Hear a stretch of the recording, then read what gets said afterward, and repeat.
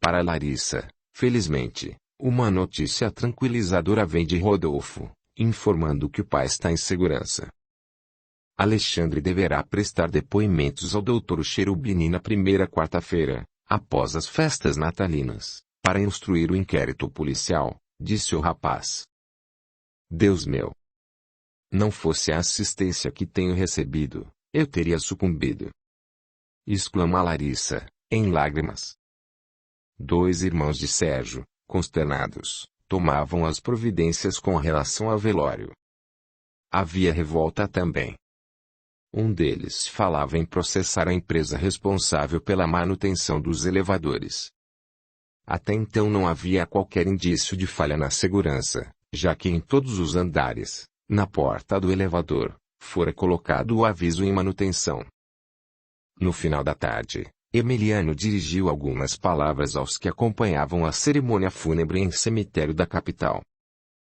Foi pouco o tempo de convivência, mas o suficiente para compreender que Sérgio tinha vínculos profundos com nossa família.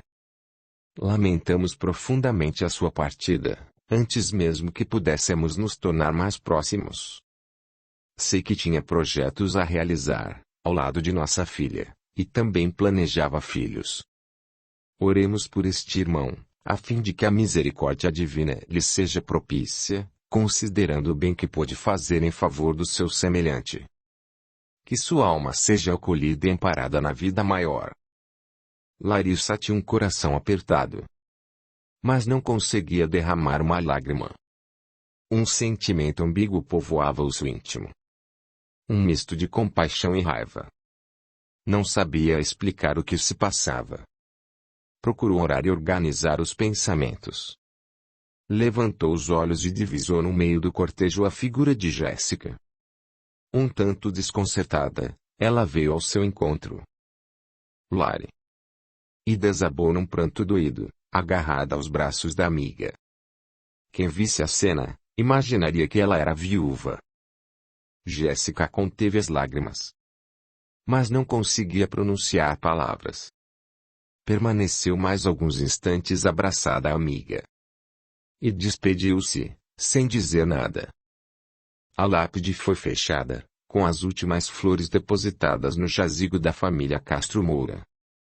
O cortejo dispersou-se.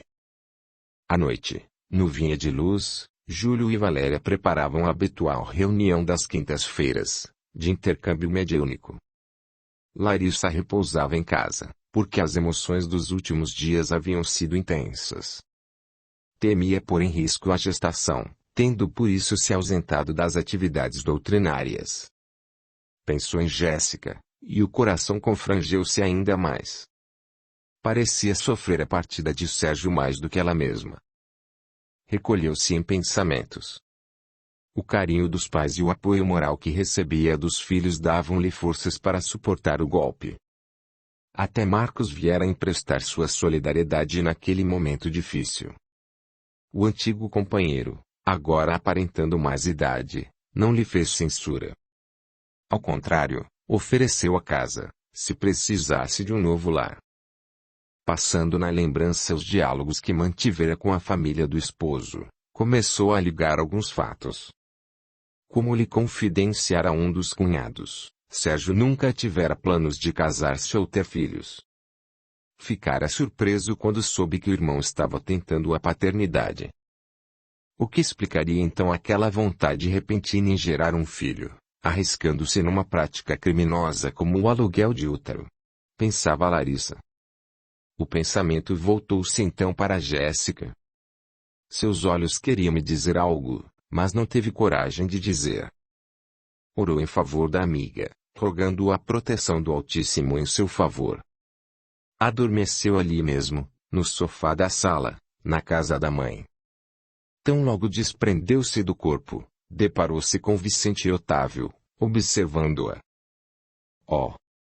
Vocês sabiam de tudo, não?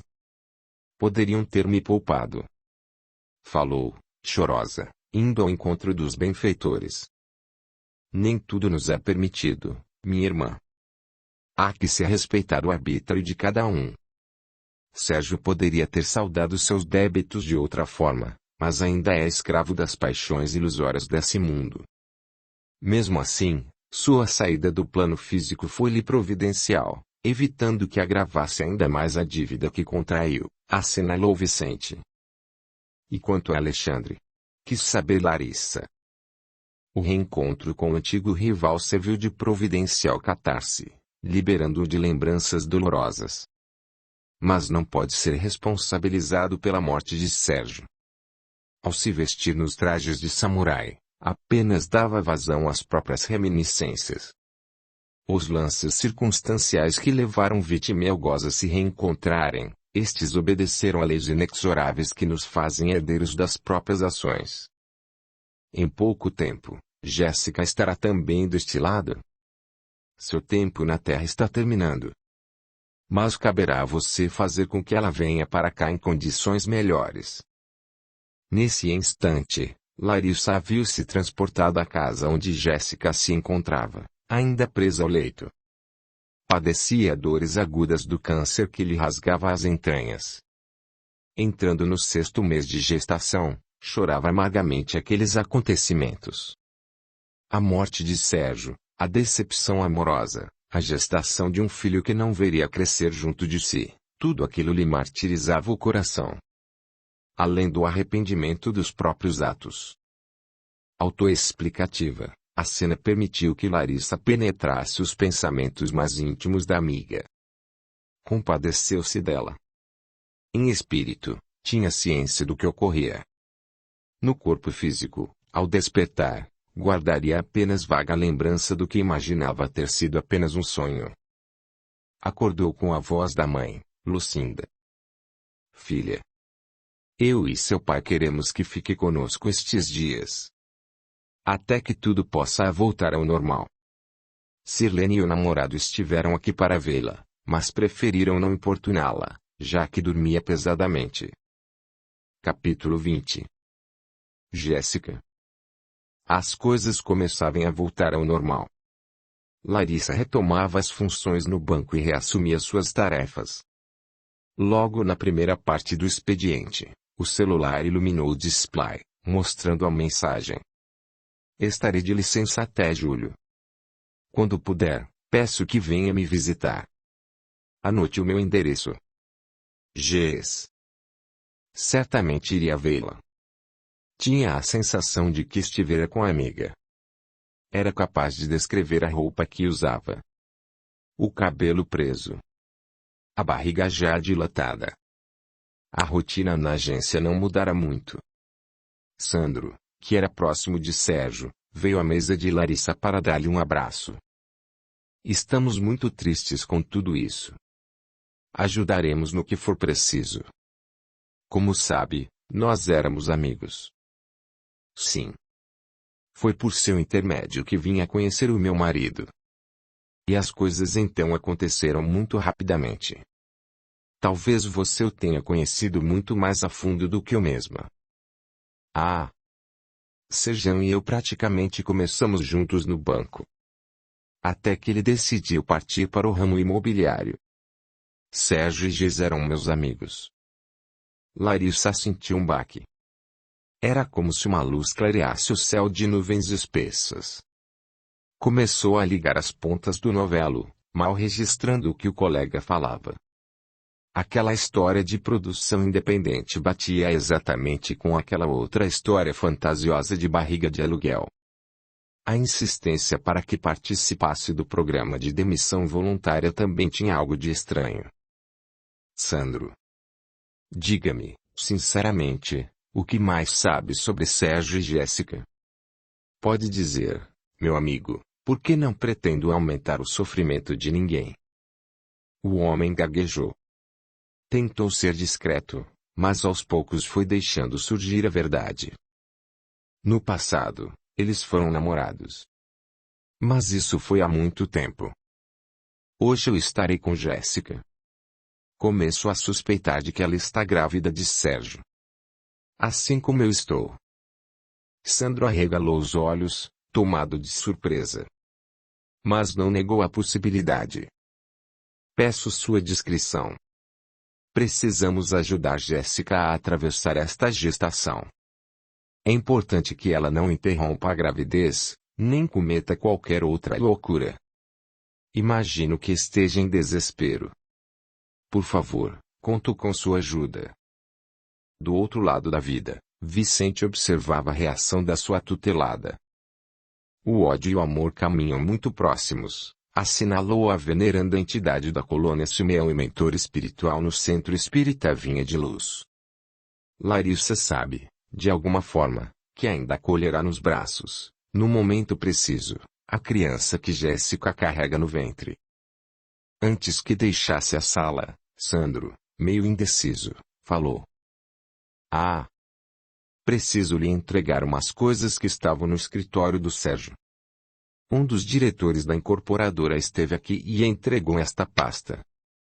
Larissa reconheceu de pronto aquela valise, na qual estavam planta, contratos e documentos diversos relativos ao imóvel da Rua Maitá, no Jardim Universitário. Algumas vias já estavam rubricadas por Sérgio e o futuro comprador. O espaço para assinatura dos vendedores, com os nomes de Rodolfo Figueiredo ou por sua representante Larissa Albuquerque Sintra Moura, ainda estava em branco. Fechou a valise. Meneou a cabeça e agradeceu a atenção de Sandro. Ao final do dia, seguiu para o endereço registrado no GPS. Nos 9 quilômetros a percorrer, orou enquanto dirigia. Logo reconheceu a casa de Dona Laura, a já falecida mãe de Jéssica. Contemplou as rosas no jardim. Antes que tocasse a campainha, Érica, a enfermeira, veio abrir-lhe o portão. Já estava te esperando. Entre. Ela está dormindo agora. Por causa do remédio. Morfina. Larissa disfarçou o susto. Não pensava que o caso fosse tão grave. Adentrou a casa e viu Jéssica dormindo no sofá da sala, com a cabeça acomodada em 2 travesseiros.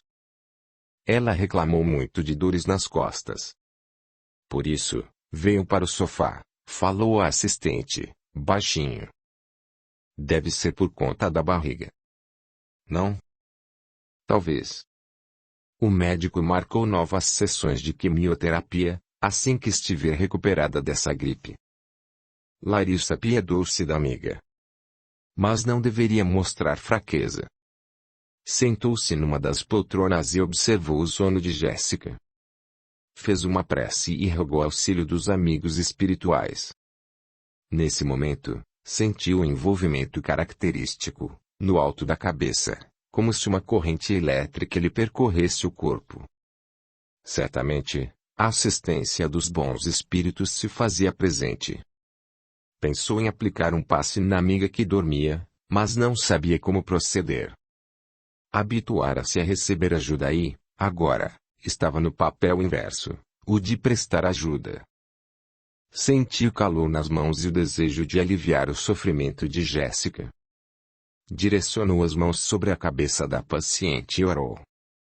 Sentiu que algo emanava de si. Ao mesmo tempo, fez movimentos longitudinais, da cabeça para o tronco, como se suas mãos obedecessem a outras mãos, invisíveis. Em dado instante, notou que orava em voz alta. Graças, meu Deus, pela ajuda. Que minha amiga possa recuperar as próprias forças, mesmo na enfermidade, preservando assim a vida do seu filho. Nesse instante, forte emoção dominou-lhe o peito. Lembrou-se que também carregava um filho no ventre. A senhora aceita uma xícara de chá? Uma copo de água? Sim. Um copo d'água, por favor. Nesse instante, Jéssica fez um movimento. Abriu os olhos e, levantando a cabeça, cumprimentou a amiga. Ei! Por que não me acordou? Murmurou, no seu jeito espontâneo. Larissa sorriu e beijou a fronte da amiga. Trouxe uns presentinhos para você. Estavam comigo desde o Natal. Falou a visitante, ajudando a paciente a reerguer-se. Jéssica foi logo mostrando a barriga. Pegou a mão da amiga e colocou-a sobre o próprio ventre. Sentiu? Ele está se mexendo. Não para de se mexer. Para quando vem? Fim de junho ou, no mais tardar, na primeira semana de julho. Mas se for preciso, faremos uma cesárea.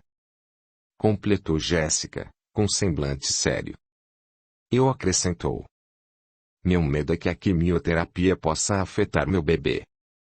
Nesse momento, Erika depositava, na pequena mesa de centro, uma jarra com água e 2 copos. Jéssica então falou. Erika. Pegue para mim aquela sacola que está sobre a cômoda. E voltando-se para Larissa. É uma lembrancinha. Larissa abriu a sacola e retirou a pequena peça de enxoval para recém-nascido. Um macacãozinho na cor rosa. Como sabe que é uma menina? Pois veja isto que eu lhe trouxe. No pacote, um macacãozinho azul. As duas riram. Jéssica ergueu os olhos para Larissa e não conteve o pranto. Abraçou a amiga e chorou copiosamente. Erika observava a distância. Depois, afastou-se para a cozinha, para ocultar as lágrimas. Larissa esperou que a amiga esvaziasse o peito.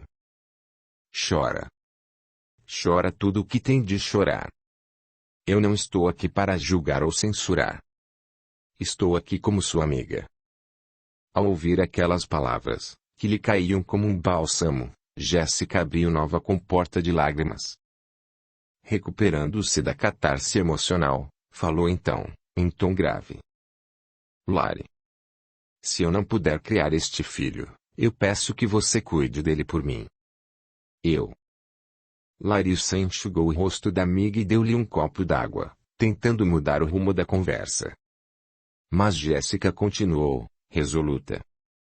Estou falando sério. Eu acho que não vou durar muito. Meu câncer é severo. Do mesmo tipo que levou minha mãe.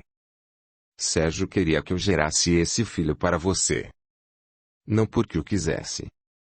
Acho que nunca quis ser pai, na verdade. Não vamos falar disso. Você precisa cuidar da saúde. E também do seu bebê. Algo me diz que este filho veio ao mundo para ser seu. Eu estou gerando para você, Lari. Larissa emocionou-se outra vez.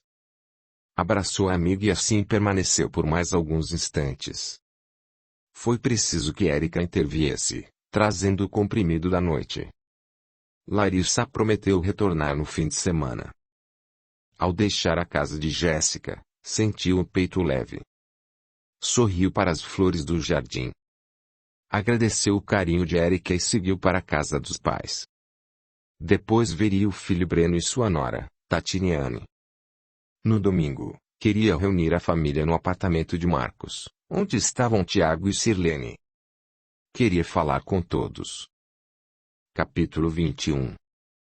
Nascimento e morte. Vicente e Otávio acompanhavam o desenrolar dos acontecimentos. Jéssica não suportaria mais tempo o processo de enfermidade que lhe consumia as forças. Para preservar a vida do bebê, era preciso um empenho tanto da medicina terrena quanto da medicina espiritual. Para isso, atuariam no sentido de abreviar o nascimento da criança, ainda que fosse prematura.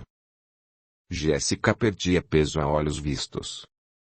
Os efeitos colaterais da quimioterapia, por sua vez, eram desastrosos para a gestante. Vômitos constantes e baixa resistência às doenças oportunistas impediam sua recuperação. Tinha feridas nos lábios, já ressecados, e os resfriados eram comuns. Os familiares não pareciam muito preocupados, porque não eram muito unidos. O único irmão de Jéssica vivia no exterior e comunicava-se muito raramente. O pai, após 2 anos na viuvez, havia iniciado um segundo relacionamento, e, desde então, a relação com a filha tinha se reduzido a poucos telefonemas. Não fosse por Erika, uma antiga amiga que já havia cuidado de sua mãe, Jéssica talvez estivesse desamparada. Audiolivro realizado pelo canal Surya Chand Audiobook. Larissa continuava visitando a amiga. Mas tinha também que cuidar da própria gravidez. temia um aborto espontâneo. Tinha enjoos constantes e, algumas vezes, sentia certa repulsa pelo filho que levava no ventre. Nessas horas, procurava orar e também buscar refazimento na casa espírita. As palestras lhe faziam grande bem. Ao mesmo tempo, pedia ao grupo de Júlio e Valéria que fizesse vibrações por Jéssica. Esperava que ela retomasse as funções na gerência do banco, mas essa possibilidade tornava-se cada vez mais remota. Entretanto, numa tarde de quinta-feira, Jéssica apareceu no seu local de trabalho, acompanhada de Érica. Cumprimentou os colegas e em seguida dirigiu-se ao Departamento de Recursos Humanos para uma perícia médica. Conhecedora dos benefícios garantidos em lei, daria entrada solicitando o prêmio do seguro de vida, o que a lei garante a pacientes terminais. Em seguida, voltou para despedir-se dos amigos e de Larissa. Estou indo agora à sede administrativa. Devo sacar o prêmio do seguro de vida e tomarei outras providências do seguro funeral. Larissa assentiu, sem contrariar os desejos da amiga. Acompanhou-a pela agência e depois até o estacionamento. Na despedida, Jéssica agradeceu.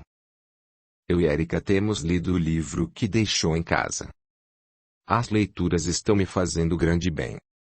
Ore por mim. A qualquer hora posso entrar em trabalho de parto. Falou meio rindo, enquanto acomodava o cinto de segurança no banco traseiro do veículo. Depois que a amiga se foi, Larissa sentiu o peito apertar. Parecia que aquela tinha sido a última vez que a via. Naquele dia, os pensamentos foram todos para Jéssica. Ainda meditava nos acontecimentos quando Lucinda veio tirá-la daquele estado de total introspecção. Filha. Sei que tem vivido fortes emoções. Já está na hora de diminuir o ritmo. Sua gestação requer cuidados. Seu pai virá lhe aplicar uns passes. Ah!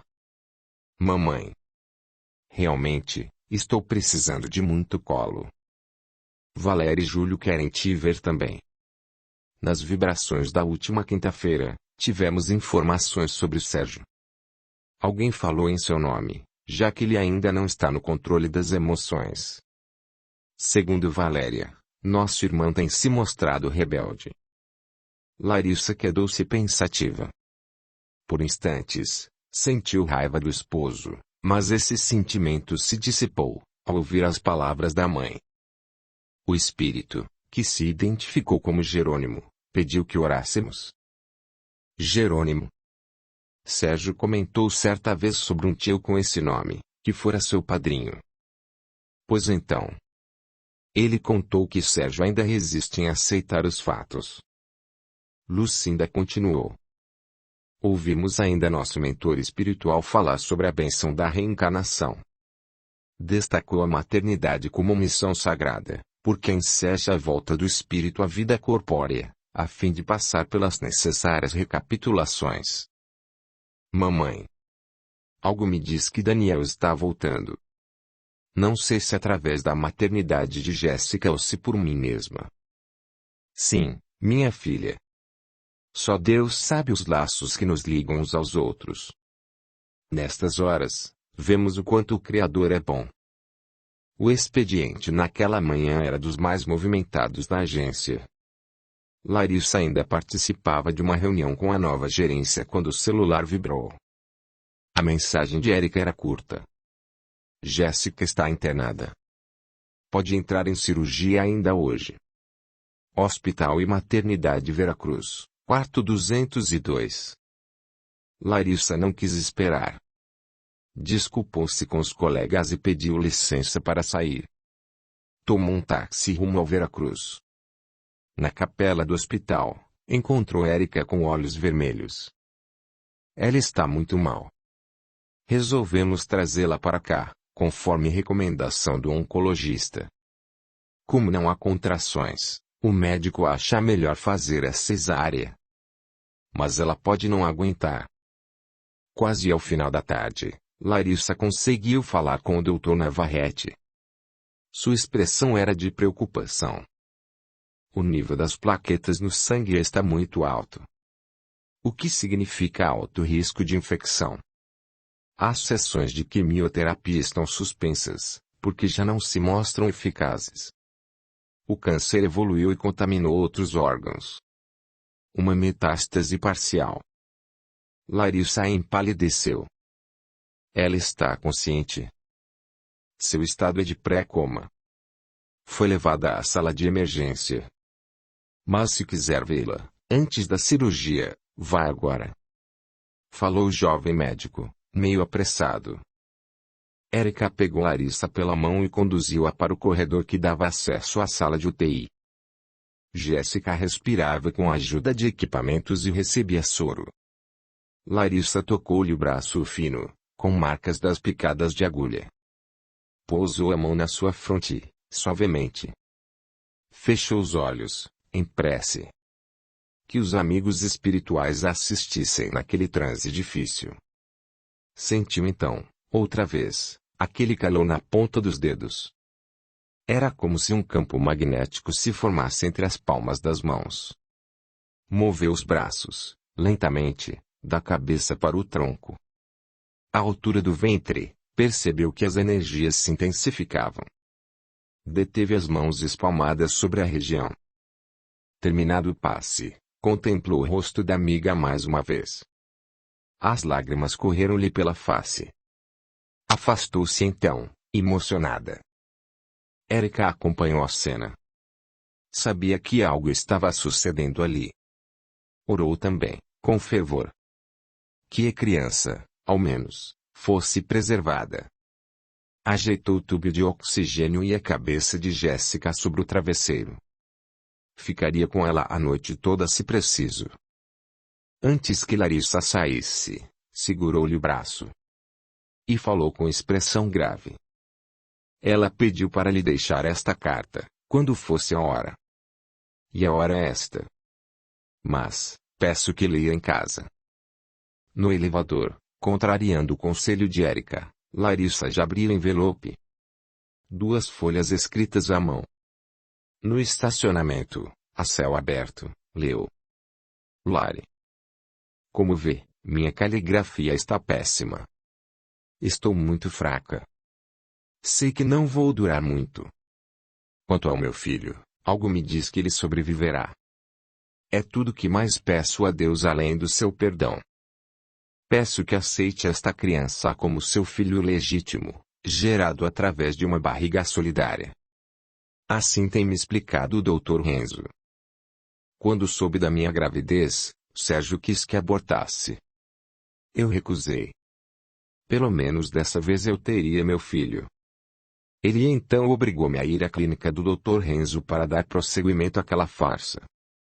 Dr. Renzo, esse homem extraordinário, percebeu logo que eu já estava grávida. E que a inseminação seria apenas uma tentativa de encobrir um relacionamento extraconjugal. Para não trair a confiança e o respeito de pessoas dignas que procuram os serviços da sua clínica, Dr. Renzo preferiu defender a vida, em vez de descartar um único embrião. Assim, verificou as chances de o bebê ser gerado por você mesma.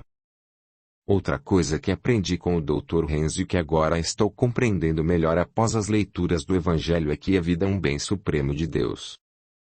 Se um embrião se desenvolve, é porque o hálito do Criador está ali, presidindo o processo de crescimento do bebê. Do contrário, seria apenas um amontoado de células que, ao final, não iria muito além de um natimorto. Peço que coloque meu nome nas suas orações. Porque, como dizem, as preces do ofendido em favor daquele que cometeu a ofensa são agradáveis a Deus e valem muito. Como vê, ainda sou muito atrasada nas coisas espirituais, mas tenho certeza de que gerar este filho foi alguma coisa de bom que fiz nesta vida. Agora, outro pedido. O prêmio do seguro de vida, por doença, será depositado na sua conta. Espero que isso cubra parte das despesas de enxoval do menino e também sirva de poupança para, no futuro, custear despesas com os estudos. Se quiser, pode registrar o filho em seu nome. Para isso assinei termo de autorização na clínica New Life. O Dr. Renzo sabe da minha decisão. Não posso escrever mais. Estou cansada. Mas acho que já revelei tudo. Eu amei Sérgio, sim. Hoje estou orando por ele como um irmão que se equivocou, tanto quanto eu. Somos ambos necessitados do seu perdão e do perdão de Deus. Não deixe de orar por nós, assim como também orarei por você e nosso filho. Da sua sempre amiga, Gs. As duas folhas de papel estavam já encharcadas. Larissa lia e relia. Por fim, para que não se rasgassem, devolveu-as ao envelope e o guardou na bolsa. Entrou no carro e seguiu para casa. Lucinda já guardava pela filha. Simba saltava aos braços da sua dona, fazendo alegria na casa dos pais de Larissa. Filha. Diga. Como ela está? Deve entrar na sala de cirurgia ainda hoje. A esperança agora é salvar o bebê. Falou Larissa, chorosa, abraçando a mãe. Pediremos ajuda dos amigos do Vinha de Luz. Seu pai está chegando lá em alguns minutos. Vamos ficar em sintonia. Exausta, Larissa recolheu-se ao quarto e deixou-se cair sobre a cama. Em instantes adormeceu. 1 hora depois, o celular fez-la acordar. Érica dava notícias da cirurgia. Nasceu. É um menino, exclamava, com um misto de alegria e tristeza na voz. Graças a Deus. Obrigado, meu pai, suspirou Larissa, aliviada. E Jéssica? O silêncio do outro lado já dizia por si só. Ainda respira. Mas o quadro não se alterou. Os médicos estão pessimistas. Quanto à criança, terá de permanecer no UTI neonatal por algumas semanas. Larissa prometeu vê-los na manhã seguinte, bem cedinho. Os pais também estariam com ela. Mas outra ligação de Érica fez com que os planos mudassem. Jéssica não resistira. Por volta das 23h15, teve uma crise respiratória. Os médicos conseguiram controlar os sinais vitais.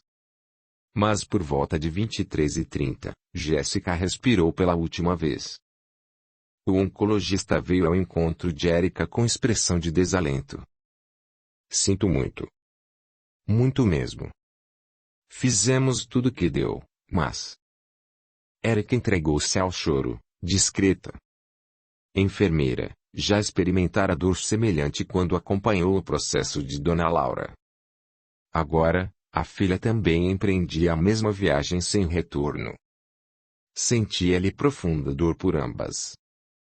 Vicente e Otávio acompanhavam à distância a movimentação na sala de cirurgia. Quem é aquela?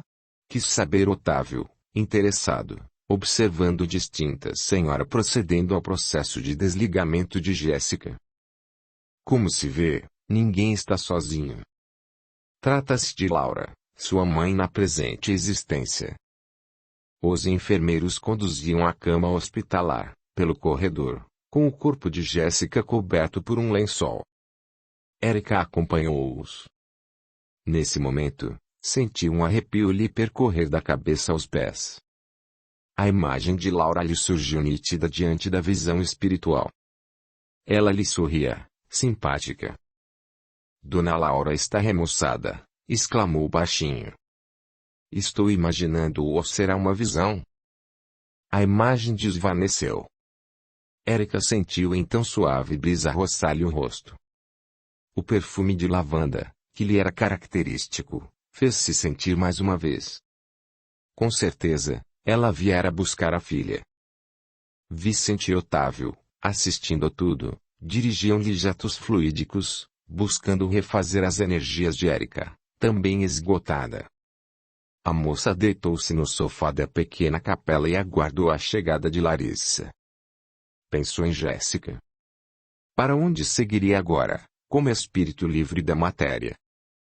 Curta, comente, compartilhe, e se inscreva, se já não o fez. A gratidão é o caminho da evolução. Capítulo 22. Ante a consciência. No Vinha de Luz, Júlio discorria sobre a mortalidade da alma. Larissa, gestante, acompanhava no salão, ao lado de Breno e Tatiniane. Emiliano e Lucinda atuavam nos passes. Sirlene e César dirigiam o trabalho com crianças e jovens. Estava ansiosa por saber da amiga desencanada. Valéria poderia trazer alguma informação do mundo espiritual? Embora amparada por espíritos familiares, Jéssica chegara ao espaço em situação muito precária, ainda que em condições melhores que as de Sérgio. Os abortos praticados pesavam-lhe na consciência e alguns dos espíritos rejeitados estavam ali, como que pedindo satisfação. Um deles acusava de assassina. No entanto, passados cerca de 2 meses, recuperava-se em uma estância entre as muitas moradas da casa do pai. Ao despertar, tivera uma grande alegria. Viu sua mãe, Laura, à cabeceira do leito, sorrindo. Mamãe. Veja quão infinita é a bondade de Deus, comentou o Vicente, ao lado de Otávio. Ele, em sua misericórdia, permite tamanha consolação para nossas almas. Não será este o momento de agradecer? Mas Jéssica ainda não estava totalmente refeita. As coisas do mundo arrastavam-na para a terra. Não conseguia desvencilhar-se das muitas pendências que haviam ficado por resolver. Queria saber do filho. Queria saber. Laura informou que ele vivia. Estava bem e sob a proteção de corações queridos. Jéssica agitava-se no leito. Queria ver a criança. No momento certo você o verá. Por ora, descanse. Quando Laura se afastava, Jéssica sentia-se outra vez amargurada. De outras vezes, delirava. Meu bebê, gritava, estendendo os braços na direção da criança. Mas o rosto infantil assumia a forma fetal. A criança parecia sofrer, contorcendo-se em expressões de dor. O corpinho buscava esquivar-se de golpes que o alcançavam no ventre materno. Uma cena de horror. Não. Não matem meu bebê. Não, gritou, irrompendo num pranto convulsivo. Vicente e sua equipe, nesses casos, vinham em socorro, aplicando-lhe passes magnéticos, fazendo com que a paciente adormecesse outra vez. Nos dias posteriores, uma operação delicada começaria em breve. A jovem recebia também a visita dos espíritos familiares, embora não os percebesse, mergulhada em um mutismo que era, ao mesmo tempo, um processo de alienação. Enquanto Jéssica debatia-se em crises de consciência, Larissa assumia também a responsabilidade dos seus atos. Na sua consulta ao Dr. Renzo, soubera que o embrião recebido não tinha material genético do esposo. O sêmen utilizado na reprodução in vitro viera do frasco IC 42.322. Durante o pré-natal, Larissa não tivera interesse em conhecer o sexo da criança. A partir do 5º mês, os exames de ultrassom não deixavam dúvidas. Tratava-se de uma menina, contrariando as suas expectativas. Mas Larissa continuava crendo que seria um menino. Ao mesmo tempo, um pressentimento ruim lhe tomava o íntimo. Não tinha receios em receber o filho de Jéssica.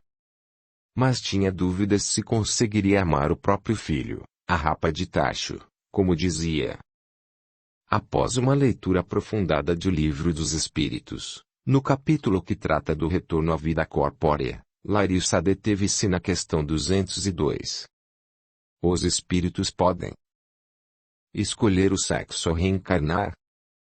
E a resposta era categórica. Isso pouco lhe importa. O que o guia na escolha são as provas por que haja de passar. Os espíritos encarnam como homens ou como mulheres, porque não têm sexo. Visto que lhes cumpre progredir em tudo, cada sexo, como cada posição social, lhes proporciona provações e deveres especiais e, com isso, ensejo de ganharem experiência. Aquele que só como homem encarnasse só saberia o que sabem os homens.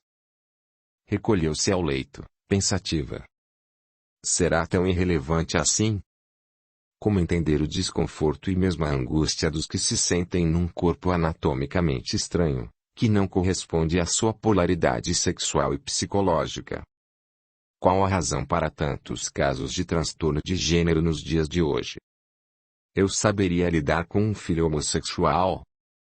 Adormecida, Larissa viu-se então na companhia dos seus amigos espirituais e uma pequena assembleia de estudantes.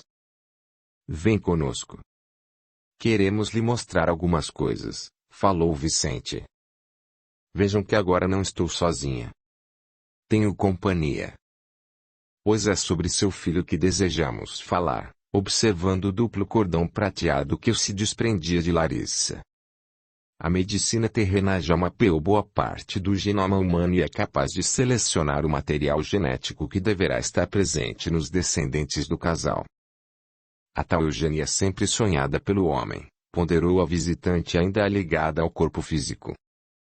Esparta, na antiga Grécia, só aceitava os bem-nascidos, que dariam bons soldados para a guerra. Toda criança que apresentasse má formação era brutalmente assassinada, lançada no desfiladeiro.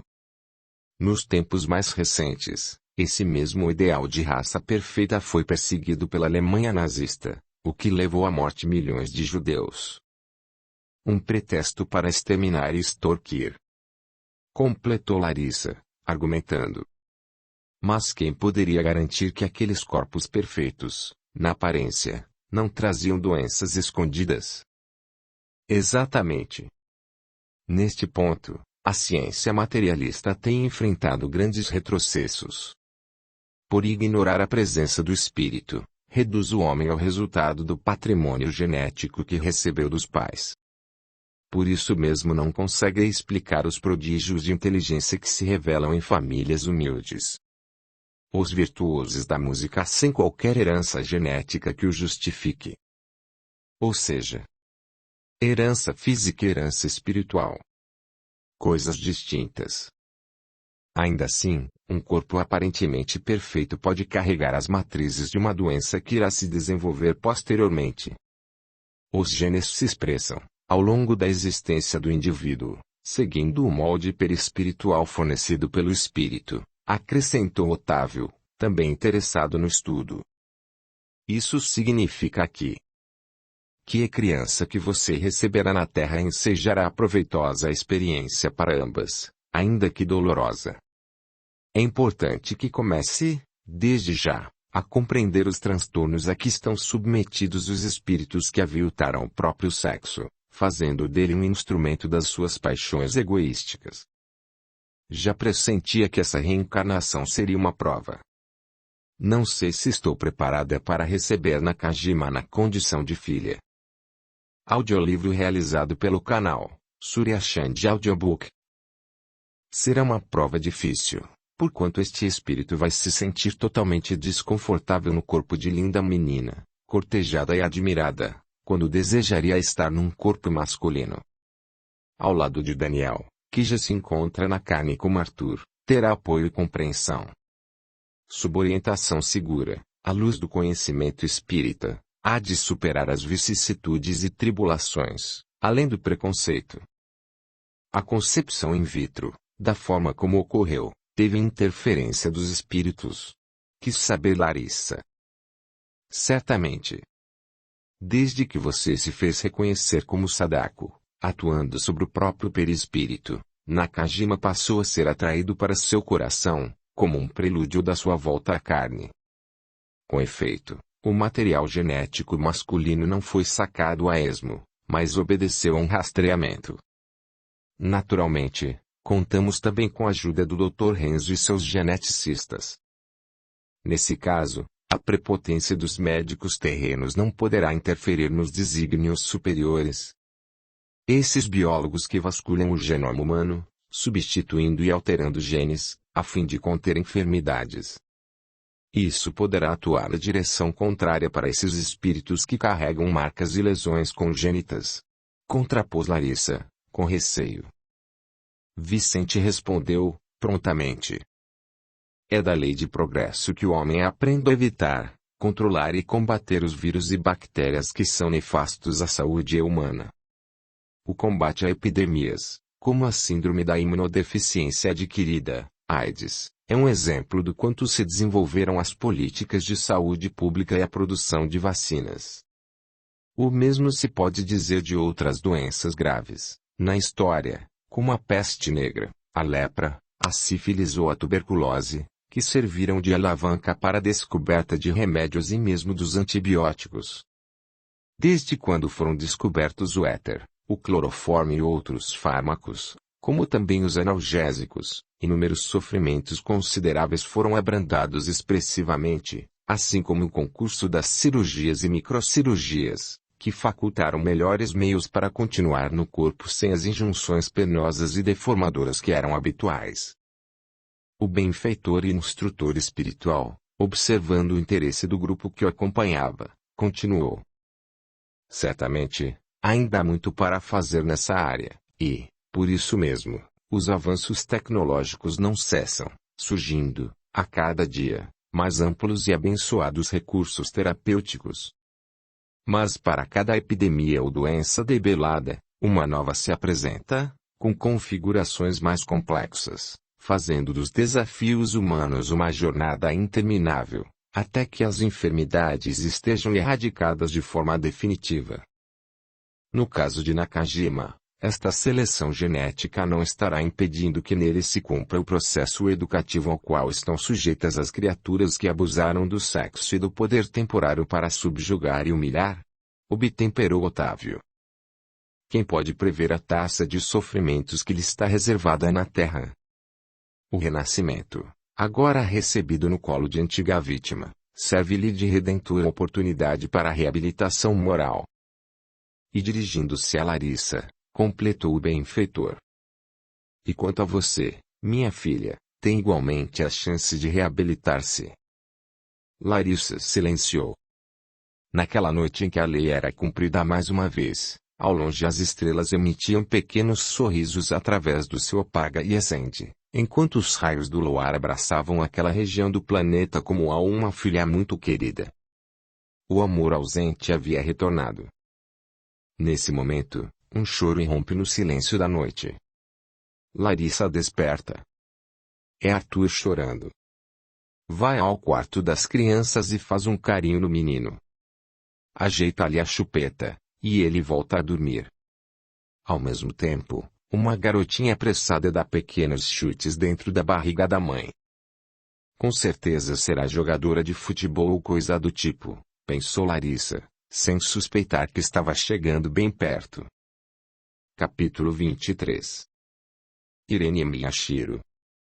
Desde que Arthur chegara a casa, após 3 semanas no neonatal do Hospital Vera Cruz, a vida se renovara no seio familiar. Larissa sabia que aquela criança seria especial. Gente do banco queria conhecer o filho de Jéssica Larissa, como diziam os amigos. O quarto do menino, com decorações no tom azul, estava abarrotado de presentes. Breno e Tatiniane paparicavam a criança e já falavam em levá-la com eles. Como explicar tanto carinho pelo Arthurzinho? Perguntava Larissa, intrigada. Ah! Laços de família. Além do bercinho com o nome do Arthur, outro berço, com decorações e detalhes no tom rosa, também estava pronto, à espera do segundo bebê. Arthur vai gostar de ter uma irmãzinha aqui. Acho que você não dará conta de 2, brincou Larissa, enquanto Érica dava mamadeira ao menino. Quem disse que não vou ter ajuda? Sua mãe está ansiosa para cuidar da menina. Retrucou a amiga. Olhando para o rosto do pequeno, Larissa sentiu o peito apertar. Meu Deus! Dê-me forças. Junho abriu uma nova temporada de inverno, de noites estreladas, trazendo esperanças novas ao grupo familiar. Larissa dava entrada no hospital e maternidade Vera Cruz. Apesar das contrações, que já haviam começado, ganharia seu bebê no dia 4 de agosto, através de cesárea. Lucinda e Érica acompanhavam a gestante, que não escondia o nervosismo. Estou ansiosa para ver o rostinho dela. Afinal, não sabemos quem é o pai da criança, brincou Larissa, tentando disfarçar a ansiedade. Mas o nome será mesmo Irene. Pelo menos foi o mais votado. Que vem Irene. E nós a amaremos do jeito que vier, repostou Lucinda, infundindo confiança no coração da filha. Será amada tanto quanto amamos seu irmãozinho Arthur. Enquanto isso, Emiliano e a neta Selene, acompanhada de César, seu namorado, dirigiam-se à vinha de luz. Nas vibrações da noite, pediriam em favor daquele espírito que estava de retorno à terra, a fim de que se sentisse amparado e acolhido no lar terreno. Em alguns anos, queriam contar com Arthur e Irene na evangelização. Pessoas iam tomando assento no grande salão, que já estava quase repleto. Na orientação para o serviço do passe, Emiliano reconhece, sentados ao fundo, as figuras de Alexandra e seu filho Rodolfo. Vai ao encontro deles, entre feliz e surpreso. Salve! Que bom ver vocês! Rodolfo levantou-se e abraçou Emiliano, discretamente, evitando tumultuar a sessão pública prestes a iniciar. O mesmo fez Alexandre, discreto. Como anda o processo? Graças a Deus, o caso foi arquivado, falou Rodolfo, expressando certo alívio. Para isso, papai prestou depoimento nessa manhã ao Dr. Cherubini. Conversaremos mais depois, retornou Emiliano, ao perceber que Valéria se preparava para a prece de abertura dos trabalhos.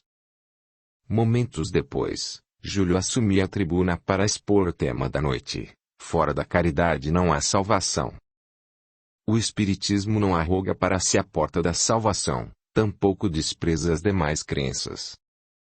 Todas as religiões são boas, contanto que façam os homens melhores do que eram, assinalou Allan Kardec.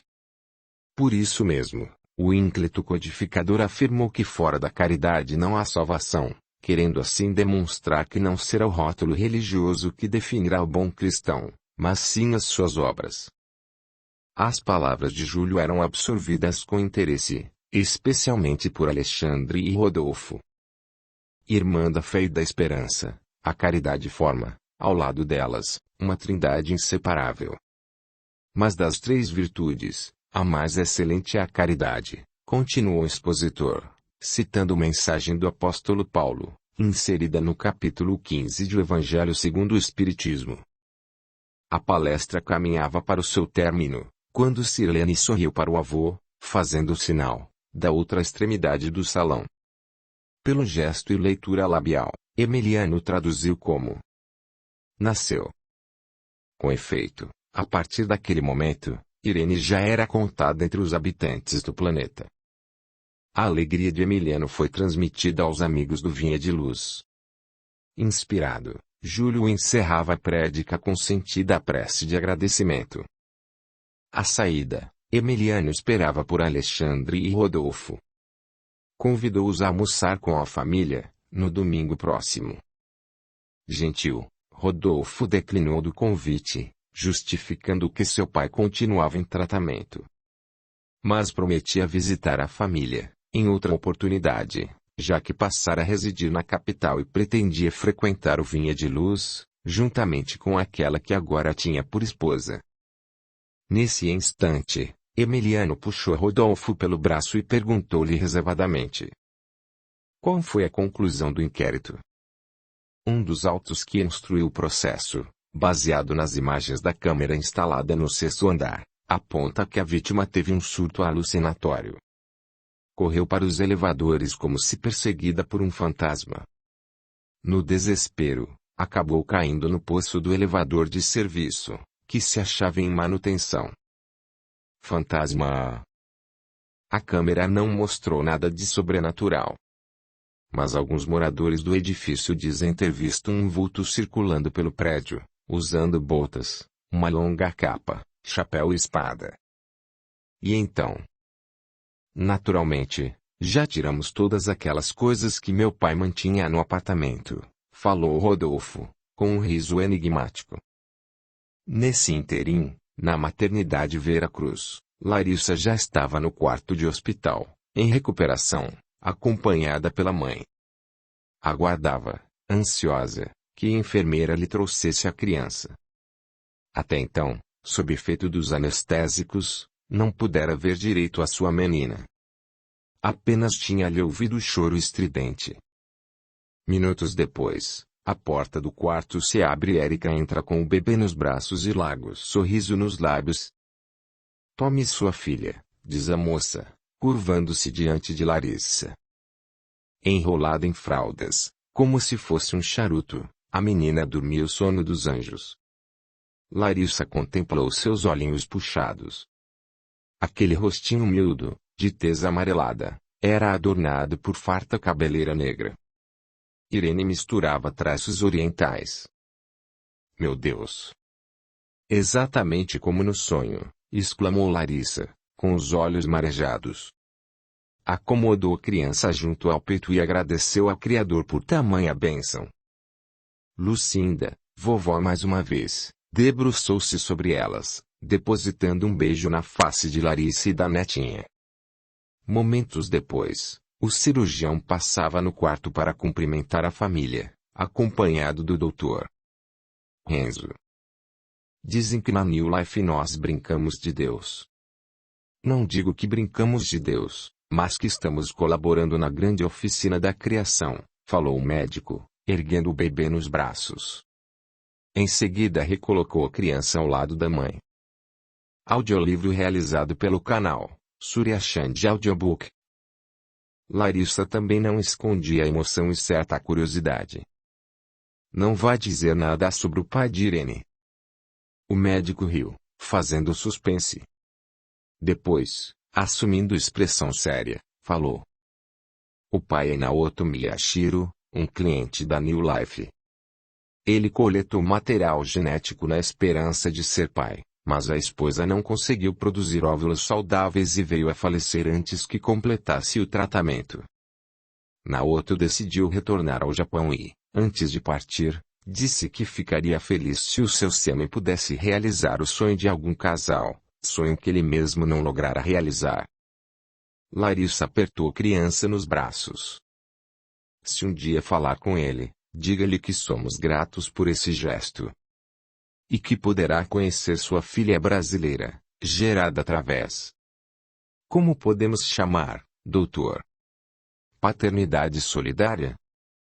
O médico riu, aprovando a expressão. As mulheres também acharam graça. Renzo aproveitou o ensejo para dar outras informações. Quando Jéssica nos procurou, percebi que estava grávida. E também um pouco deprimida. Deixei que desabafasse. Prometi acompanhar o seu pré-natal. E que não precisaria entregar o seu filho a ninguém. De minha parte, não poderia trair o código de ética e o juramento em defesa da vida. Descartar um embrião seria, isso sim, brincar com as coisas sagradas. Ademais, eu não poderia desapontar Larissa nem meu amigo Naoto. Eles confiaram em mim. E o resultado disso aí está. Concluiu, apontando o bebê que dormia, tranquilo, nos braços maternos. Passados 6 anos, vamos encontrar a família reunida numa chácara encantadora, que fora do tio Floriano. Como não tivesse filhos, ao morrer, deixara a propriedade ao seu afilhado Breno, o primeiro sobrinho. Em torno da grande mesa, antes que o almoço fosse servido, Emiliano e Lucinda, ao lado de Júlio e Valéria, convidam o grupo para uma prece. Mas é Larissa quem pede a palavra, apoiada pelo companheiro Marcos. Ah! Se eu pudesse voltar no tempo e recomeçar tudo outra vez. Talvez não cometesse tantos erros. Talvez tivesse poupado dor e sofrimento a muitos corações. Não fosse tão rebelde, tão impermeável aos bons conselhos. Arrastada pelos caprichos, pela cupidez e vaidade, deixei-me seduzir pelas paixões do mundo, colocando a família em segundo plano. Pus em risco a própria vida, julgando-me a pessoa mais infeliz na face da terra. Como me disse certa vez o Dr. Fábio, eu era feliz e não sabia.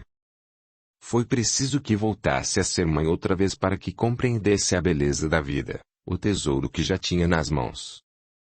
A felicidade no mundo não é total, absoluta, tem me ensinado a querida amiga Valéria, porquanto este é um mundo de provas e expiações. Mas a felicidade plena, aquela que Jesus nos reserva no seu reino, é construída todos os dias, na medida em que nos doamos ao semelhante. Agradeço ao meu paizinho Emiliano e à minha mãezinha Lucinda, pela paciência que tiveram comigo, por me tolerarem os erros e defeitos. Também sou grata a todos vocês, familiares e amigos, pelas experiências alegres ou tristes que dividimos juntos. Rogo a Deus que me dê muitos anos na terra, a fim de que eu possa compensar as faltas cometidas, trabalhando pelo bem de todos. Que Jesus nos fortaleça. As crianças correm pelo gramado, sob os olhares atentos dos adultos. No meio delas, duas mais crescidinhas chamam a atenção. Arthur adora montar o pônei que ganhou do tio Breno. Irene, por sua vez, prefere as brincadeiras mais tradicionais. Dá saltos mortais. Pendura-se em barras e simula golpes da arte marcial.